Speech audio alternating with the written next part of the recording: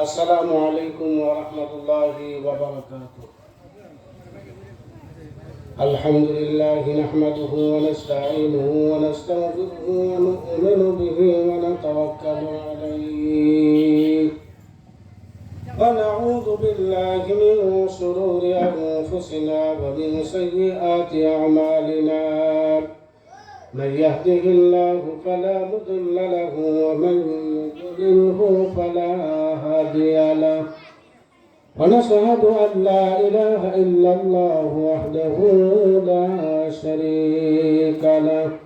ونشهد أن سيدنا وسندنا وحبيبنا ومولانا محمدا عبده ورسوله الذي أرسله بالحق بشيرا ونذيرا وداعيا إلى الله بإذنه وسراجا وقمرا منيرا.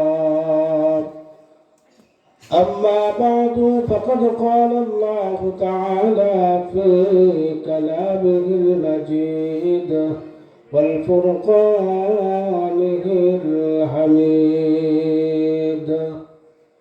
أعوذ بالله من الشيطان الرجيم.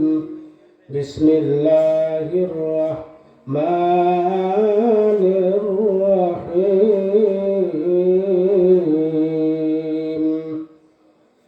هل يستوي الذين يعلمون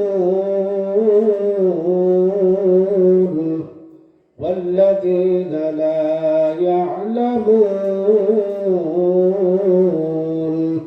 وقال رسول الله صلى الله عليه وسلم: مجلس فقه خير من عبادة 60 سنة، أو كما قال النبي عليه الصلاة والسلام. কোরআন জোকাদে আমাদের জন্য, কোরআন জোকাদে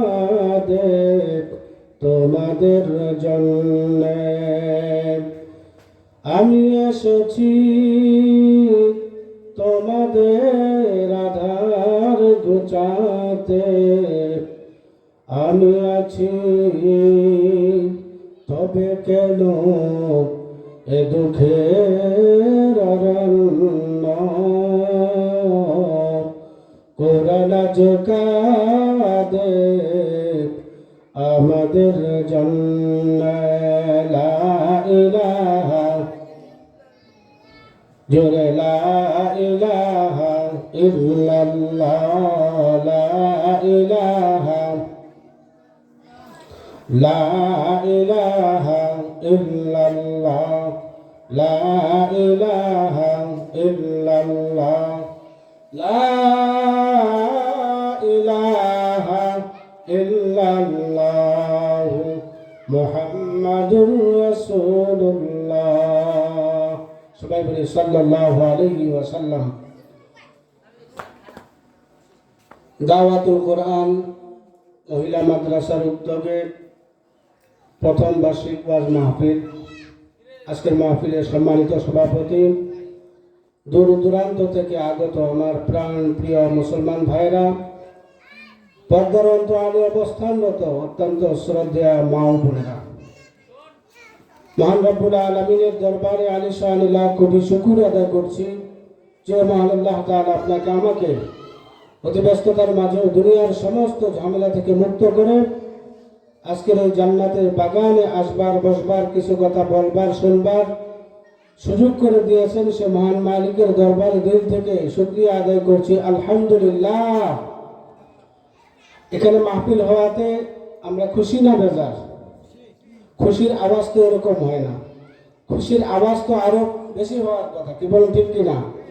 যদি আমরা খুশি হয়ে থাকি তো খুশির আওয়াজ আরো জোরে হওয়া চাই। আর মুসলমানের আওয়াজ এরকম হইলে চলবে না, মুসলমানের আওয়াজ হইতে হবে মুসলমানের মতো, কি বলেন ঠিক কিনা? এজন্য আমরা একটু আওয়াজ বাড়াই। আমি আবারও বলছি যে আল্লাহ পাকের দরবারে লাখ কোটি শুকর যে মহান আল্লাহ তাআলা আপনাকে আমাকে আজকের এই মজলিসে আসবার তৌফিক দান করছেন, এই জন্য আমরা খুশি না বেজার? যদি খুশি হয়ে থাকি জুড়ে সরে বলি আলহামদুলিল্লাহ। লক্ষ কোটি দুরূদ ও সালাম সরকার দু আলম জনাব মুহাম্মদ রাসূলুল্লাহ সাল্লাল্লাহু আলাইহি ওয়াসাল্লামের প্রতি। সম্মানিত হাজিরিন, আমি আপনাদের সামনে একটি আয়াতে কারিমা তেলাওয়াত করছি। আল্লাহর হাবিবের অসংখ্য হাদিসে মুবারকা থেকে এখানে হাদিস তেলাওয়াত করছি। এই আয়াত এবং হাদিসকে সামনে রেখে সংক্ষিপ্তভাবে যদি সময় হয়, সুযোগ হয়, আপনাদের সামনে কিছু আলোচনা করতে চাই। আল্লাহ যেন আমাকে ইখলাসের সাথে কথা বলনেওয়ালা শুননেওয়ালা সকলকে আল্লাহ আমল করার তৌফিক দান করেন। সকল বলে আল্লাহুম্মা আমিন। সম্মানিত হাজিরিন, এই মাসটার নাম কি আমরা কি জানি? এই মাসটার আরবি নাম কি বলেন তো? আরবি মাস রজব মাস। 4টি মাস আল্লাহ তাআলার কাছে অত্যন্ত দামি, তার মধ্যে একটা মাস হচ্ছে রজব মাস। আল্লাহর হাবিব বিশ্বনবী বলেন যে রজব মাস হচ্ছে আগাছা পরিষ্কার করার মাস। কি মাস? আমরা জমিনে চাষাবাদ করি কি করি না? চাষাবাদ করি। চাষাবাদ করতে গেলে প্রথমে কি করতে হয়? আগাছা পরিষ্কার করতে হয় কি হয় না? আল্লাহর হাবিব বলেন রজব মাস হচ্ছে আগাছা পরিষ্কার করার মাস। শাবান মাস হচ্ছে বীজ বপন করার মাস। মাহে রমজান হচ্ছে ফসল কাটার মাস। বলি আলহামদুলিল্লাহ। আল্লাহর হাবিব বিশ্বনবী জনাব মুহাম্মদ রাসূলুল্লাহ সবাই বলে সাল্লাল্লাহু আলাইহি ওয়াসাল্লাম বলেন রজব মাস হচ্ছে আল্লাহ তাআলার মাস। শাবান মাস হচ্ছে আমি বিশ্বনবীর মাস। আর মাহে রমজান হচ্ছে আমি বিশ্বনবীর উম্মত আর উম্মতানির মাস। তাহলে রজব মাস কার মাস? সব মাস তো আল্লাহরই। তারপরে নবীজি বলছেন রজব মাস আল্লাহর মাস, শাবান মাস আমি বিশ্বনবীর মাস, আর মাহে রমজান হচ্ছে আমি নবী বিশ্বনবীর উম্মতের মাস। বলি সুবহানাল্লাহ। সম্মানিত হাজিরিন, আল্লাহর হাবিব বিশ্বনবী বলেন রজব মাস হচ্ছে বদির মাস। বদির মানে কি? বদির মানে হচ্ছে কানে শোনে না। বদির মানে কানে শোনে না। বিশ্বনবী বলেন রজব মাস হচ্ছে বদির মাস। এই রজব মাসটা যখন আল্লাহর দরবারে চলে যায়, রজব মাসের 1 তারিখ থেকে নিয়ে যখন নাকি 1 থেকে নিয়ে 31 পর্যন্ত চলে যায়, রজব মাসটা মহান আল্লাহ তাআলার দরবারে চলে যায় কি যায় না? আল্লাহ রাব্বুল আলামিন জিজ্ঞেস করেন, এরে রজব মাস তোকে পাওয়ার পরে আমার বিশ্বনবীর উম্মত আর উম্মতারিনা কতটুকু তোকে কদর করেছে, তোকে কতটুকু সম্মান করেছে, তোকে কতটুকু ইজ্জত করেছে। রজব মাস ডাক দিয়ে বলে রব্বুল আলামিন আপনার হাবিব বিশ্বনবী বলেছেন আমি মাস হলাম রজব মাস, বদির মাস, আমি কানে শুনি না। আল্লাহ মেহেরবানি করে আমার জবানটা আপনি খুলে দেন। কে বলতেছে? রজব মাস বলতেছে আল্লাহ মেহেরবানি করে আমার জবানটা খুলে দেন। আল্লাহ রাব্বুল আলামিন জবান খুলে দিলেন। রজব মাস ডাক দিয়ে বলে আপনার বিশ্বনবীর উম্মত আর উম্মতানিরা এই রজব মাসে গুনাহ করছে কি করে না? আমি কানে শুনে নাই। রজব মাস ডাক দিয়ে বলে রব্বুল আলামিন যদি তারা গুনাহ করে থাকে আমি শুনি নাই, আমি রজব মাসের একটা দরখাস্ত আছে। আল্লাহ বলেন তোর আবার কিসের দরখাস্ত? আল্লাহ ডাক দিয়ে বলেন বল তোর কি দরখাস্ত? রজব মাস ডাক দিয়ে বলে রব্বুল আলামিন আপনার কাছে আমার একটা দরখাস্ত। সেই দরখাস্তটা হচ্ছে আপনার বিশ্বনবীর উম্মত আর উম্মতানির জিন্দেগীর গুনাহ খাতা মাফ করে দেন। রজব মাসে ফেরেশতারা কোনো গুনাহ লেখে না। কি লেখে না? কোনো গুনাহ লেখে না। এখন ফেরেশতারা গুনাহ লেখে না, তাই বলে আমরা এখন যা আকাম কুকাম আছে শুরু করে দিব নাকি? শুরু করা যাবে না। বিশ্বনবী বুঝাইছেন যে রজব মাসে কোনো গুনার কাজ করা যাবে না, তার মানে ফেরেশতারা কোনো গুনাহ লেখে না। সম্মানিত হাজিরিন, এই রজব মাস চলে আসা মানে মাহে রমজানের ডাক চলে আসা, কি বলেন ঠিক কিনা? মাহে রমজানের ডাক চলে আসা, আমাদের প্রস্তুতি নিতে হবে মাহে রমজানের জন্য। আল্লাহর হাবিবের সাহাবায়ে কেরাম 6 মাস আগে থেকে প্রস্তুতি নিতেন যে মাহে রমজান চলে আসতেছে, আরে মাহে রমজান চলে আসতেছে। এই রজব মাসে বিশ্ব নবী একটা দোয়া পড়তেন, সাহাবায়ে কেরামকে বেশি বেশি দোয়াটা পড়ার জন্য তাগিদ দিতেন। দোয়াটা আমার সাথে সকলে পড়েন, আল্লাহুম্মা বারিক লানা ফি রজব ওয়া শাবান ওয়া বাল্লিগনা রমাদান। এটা আমরা পড়বো, আমাদের মা বোনেরা পড়বে, কি বলেন ঠিক কিনা? যদি দোয়াটা পড়তে পারি, রব্বুল আলামিন রজব মাস পার করে শাবান মাস মাহে রমজান পর্যন্ত আপনারা আমার হায়াতকে পৌঁছায় দিতে পারেন। মাহে রমজানে আপনারা আমার জিন্দেগির গুনাহ খাতা মাফ করে দিবেন। তিনি কে? আল্লাহ তাআলা। পারেন কি পারেন না? এই জন্য এখন থেকে আপনার আমার প্রস্তুতি নিতে হবে মাহে রমজানের জন্য। সম্মানিত হাজির, আমি শুরুতেই বলতেছিলাম এখানে প্রথম মাহফিল হইল আমরা খুশিনা বাজার মহিলা মাদ্রাসার। এরকম মাহফিল হওয়ার দরকার আছে না নাই? মহিলা মাদ্রাসার দরকার আছে না নাই? মাদ্রাসা হবে, মাদ্রাসা হইতে গেলে 3টা জিনিস লাগবে। কয়টা জিনিস? ধারাবাহিক বলার সুযোগ নাই, আল্লাহ জলা বলবো কিছু কথা, আপনারা শুনতে রাজি আছেন তো? যেহেতু আমার সময় নাই, একদম অল্প সময়। এই মহিলা মাদ্রাসা হোক, যে কোনো মাদ্রাসা হোক, প্রতিষ্ঠান হইতে গেলে 3টা জিনিস লাগবে। কয়টা জিনিস? মুহিব্বিন, 1 নাম্বার মুহিব্বিন লাগবে, 2 নাম্বার উস্তাদ লাগবে, 3 নাম্বার ছাত্র লাগবে। বলতে পারেন মুহিব্বিন আমার দরকার নেই, মাদ্রাসা হবে না। বলতে পারেন মুহিব্বিন আছে, উস্তাদ নাই, মাদ্রাসা চলবে? চলবে না। বলতে পারেন উস্তাদ আছে, ছাত্রের কোনো দরকার নাই, মাদ্রাসা চলবে? চলবে না। ছাত্রের দরকার নাই, মাদ্রাসা চলবে? চলবে না। 3 শ্রেণীর মানুষ লাগবে। মুহিব্বিন, 2 নাম্বার হলো উস্তাদ, 3 নাম্বার হলো ছাত্র। লক্ষ্য করেন, একটা লাইট জ্বলতে গেলে 3টা জিনিস লাগে। কয়টা জিনিস? 3টা জিনিস। উপরের ফর্মা লাগে, কয়েল লাগে, আর কারেন্ট লাগে। লাগে কি লাগে না? একটা ফ্যান চলতে গেলে 3টা জিনিস লাগে, উপরের ফর্মা, আর লাগে কারেন্ট, আর লাগে ভিতরে কয়েল। 3 জিনিস ছাড়া বাতি জ্বলে না। জ্বলে নাকি? 3 জিনিস ছাড়া বাতি জ্বলবে না। ঠিক তদ্রুপ এই প্রতিষ্ঠান বড় হবে, প্রতিষ্ঠান সামনে আগাবে, এই প্রতিষ্ঠান সুন্দর হবে, এই 3 শ্রেণীর লোক লাগবে। এলাকাবাসীর দরকার আছে না নাই? এলাকাবাসীর সুনজর এই মাদ্রাসার প্রতি থাকবে, আপনারা সুনজর দিবেন। সকলে রাজি আছেন তো ইনশাআল্লাহ? আমি আপনাদের সামনে যে আয়াতে কারিমা তেলাওয়াত করছি আর যে হাদিসটা পড়ছি, আজকের এই মজমাটা আমরা দেখতেছি ছোট, আমাদের নজরে অনেক ছোট, লোক সংখ্যাও কম, কিন্তু আল্লাহর হাবিব বিশ্বনবী বলেন মাজলিসু ফিকহিন খায়রুম মিন ইবাদাতি 60 সানা। এই মজলিসে যারা বসলো শুরু থেকে শেষ পর্যন্ত, আল্লাহর হাবিব বলেন যে 60 থেকে 70 বছর নফল ইবাদত করার সময় পরিমাণ সব আমার নামে আল্লাহ দিয়ে দিবেন। তাহলে বসলে লাভ না লস? আমরা যারা এখনো বাইরে ঘোরাফেরা করতেছি, রাস্তাঘাটে ঘোরাফেরা করতেছি, অত্র এলাকার জন্য আজকের এই মাহফিল এটা সুবর্ণ একটা সুযোগ, গুনাহ মাফের একটা সুবর্ণ সুযোগ। কি বল ঠিক কিনা? এটা গুনাহ মাফের সুবর্ণ সুযোগ। হইতে পারে আপনার আমার জীবনের এটা শেষ মাহফিল, হইতে পারে কি পারে না? আমরা এখানে কেউ বুকে হাত দিয়ে বলতে পারবো যে আরো 10 বছর বাঁচবো, এরকম কোনো গ্যারান্টি আছে কারো? কোনো গ্যারান্টি নেই।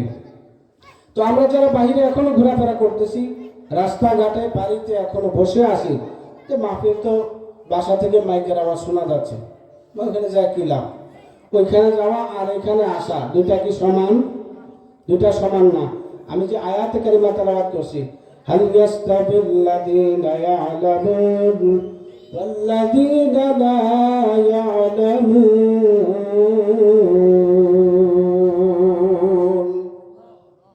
আল্লাহু আকবার কি এলাকা নাই? আছে? তাহলে বললেন না যে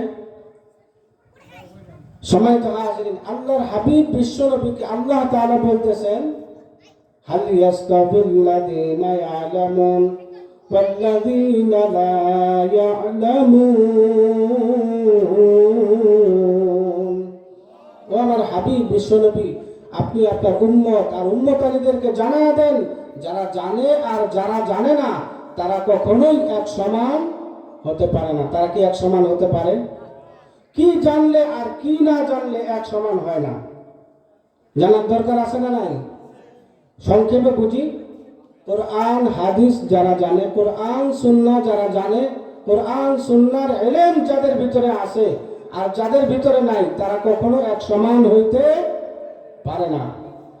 সম্মানিত হাজিরিন, একজন ছোট্ট থেকে ছোট্ট একজন আলেম, এরকম একজন আলেমের মূল্য কত বেশি যে এরকম হাজার কোটি নাস্তিক মিলেও একজন সাধারণ ছোট্ট একজন আলেমের পায়ের ধুলার সমান হইতে পারে না। কি বল ঠিক কিনা? এজন্য যারা জানে আর যারা জানে না তারা কখনোই এক হতে পারে না। কি বল ঠিক কিনা? একটা তাকবীর দেই তো, নারায়ে তাকবীর। হয় না, এই আওয়াজে হবে না। এখনো প্যান্ডেল ভর্তি হয় না। মেহমান যে আসবেন প্যান্ডেল ভর্তি হওয়া লাগবে না। আপনার তাকবীর দিবেন, আশেপাশে যে শয়তানগুলো আছে ভেগে যে আমার ভাইয়েরা যেন মাহফিলে আসার সুযোগ পায়। রাজি আছেন জুড়ে একটা তাকবীর দেওয়ার? ইলেকশনের সময় যে তাকবীরগুলো দেন ওই তাকবীর দেন, নারায়ে তাকবীর। মোটামুটি হয়েছে আর কি, আলহামদুলিল্লাহ। তো কি বলতেছিলাম, হাজার কোটি নাস্তিক মিলেও একজন আদনা আলেমের পায়ের ধুলার সমান হইতে পারে না। কি বলুন ঠিক কিনা? সম্মানিত হাজিরিন, এজন্য আমরা অনেক সময় দেখি অনেকে বলে আমরা তো অনেক কিছু জানি, অনেক লোক বলে আমরা তো অনেক কিছু জানি। আসলে জানা, কোন জানার নাম ইলম, এটা অনেকে জানে না। কি বলুন ঠিক কিনা? দুনিয়াবি ইলম, দুনিয়াবি জ্ঞান মানুষের হাজারো থাকতে পারে, কিন্তু একে ইলম বলা হয় না। ইলম বলা হয় কোন জিনিসকে? আল ইলমু দানিস্তান। আমরা মনে করি ইলম মানে জানা। তো ইলম কোন জিনিস? আল ইলমু নূরুম মিন ইলাহি, যে জ্ঞান আল্লাহ প্রদত্ত আসমানি ইলম যাদের ভিতরে আছে এটাকে ইলম বলা হয়। সম্মানিত হাজিরিন, অনেকেই বুঝে না ইলম কাকে বলে। আমরা দেখি গ্রামের অনেক মেম্বার চেয়ারম্যান অনেকে দাঁড়ায়, দাঁড়ায় কি দাঁড়ায় না? দাঁড়ায় কি দাঁড়ায় না? আমার সাথে একটু কথা বলতে হবে। মেম্বার দাঁড়ায়, চেয়ারম্যান দাঁড়ায়, মেম্বার নিয়ে দাঁড়ায়, দাঁড়ায় কি দাঁড়ায় না? দাঁড়ায়। হঠাৎ করে একজন মানুষ সে দাঁড়াইছে, কিন্তু লেখাপড়া জানে, নিজের নামটা পর্যন্ত সই করতে পারে না। এরকম চেয়ারম্যান আসে না অনেকখানে? চেয়ারম্যান দাঁড়াইছে আর বিপুল ভোটে পাস হয়েছে। এই চেয়ারম্যান সাহেব করছে কি? পাস করছে। এখন ইউনিয়ন পরিষদে প্রতিদিন যায় চেয়ার নিয়ে বসে থাকে, কোন মেম্বার কখন আসে, কোন মেম্বার নিয়ে কখন আসে, এগুলো দেখে বসে বসে। হঠাৎ করে এক মেম্বারের দেরি হয়ে গেছে একদিন। বলতেছে, কি ব্যাপার আপনি আজকে দেরি হইলো কেন? ডান্ডা নিয়ে লাঠি নিয়ে বসে আছে, আজকে আপনার দেরি হইলো কেন? কে বলতেছে? চেয়ারম্যান সাহেব বলতেছে। মেম্বার বলতেছে, দেখেন চেয়ারম্যান সাহেব, আজকে আমার বাড়িতে একটা জটিল কেস ছিল। কি কেস? জটিল একটা কেস ছিল। আমার কি কেস? আমার বাড়ি ডেলিভারি কেস ছিল। ডেলিভারি কেস ছিল। কি কেস? Delivery case. এবার চেয়ারম্যান সাহেব বলছে, দেখো এটা তো জটিল কেস। গত বছর এই জটিল কেসে, ডেলিভারি কেসে আমার বাবা মারা গেছে। আপনারা কি বুঝতে পারছেন?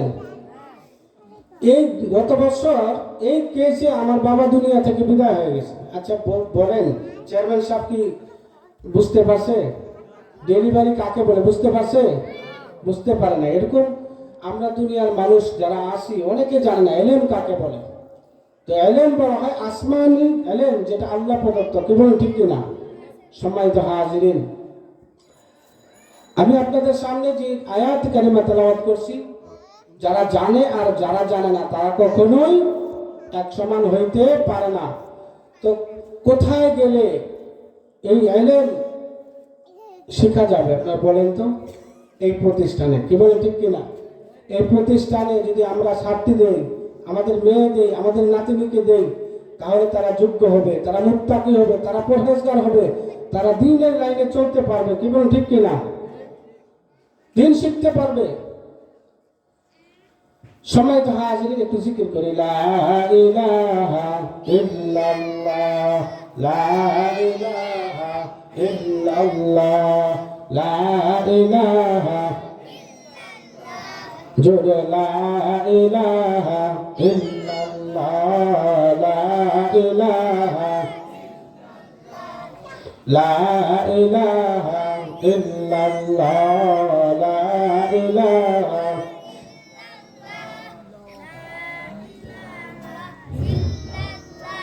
জিকিরে খুশি হয় আল্লাহ তাআলা, জিকিরে খুশি হয় আল্লাহ তাআলা, দুরুদে খুশি হয় কামলিওয়ালা, লা ইলাহা,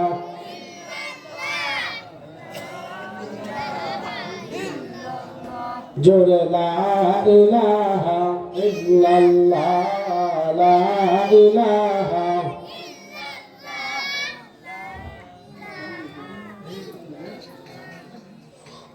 লা ইলাহা ইল্লাল্লাহ, লা ইলাহা, লা ইলাহা ইল্লাল্লাহ, লা ইলাহা, লা ইলাহা ইল্লাল্লাহ মুহাম্মাদুর রাসূলুল্লাহ। সবাই বলি সাল্লাল্লাহু আলাইহি ওয়াসাল্লাম।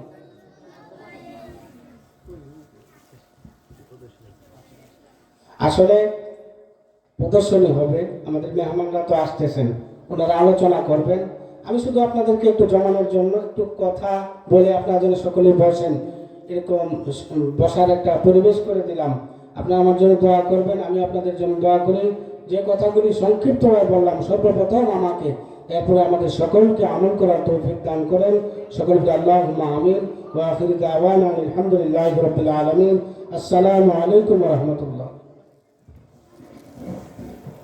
আলহামদুলিল্লাহ, মাশাআল্লাহ, জাযাকাল্লাহ।